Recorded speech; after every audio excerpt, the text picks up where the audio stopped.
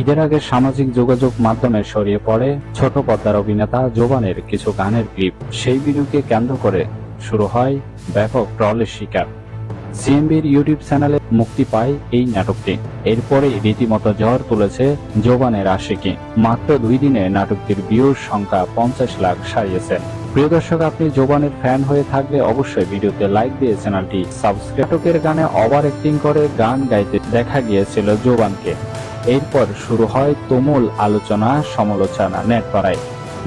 Doraemon বলে অনেকে জোবানকে half ladies বলে সমালোচনা করেছে। নাটকটি মুক্তির পর সবার ভুল ভেঙে যায়। রিলিজের পর নাটকটি দেখে সবাই চমকে যায়। নাটকের প্রয়োজনে এভাবে জোবানকে অ্যাক্টিং করতে হয়েছে। জোবান পরিচালকের কথা মতো শুধু তার অভিনয়টা করে গেছেন। চরম সমালোচনার মাঝে জোবানের আশিকি নাটকটি ইউটিউবে ট্রেন্ডিং এ রয়েছে।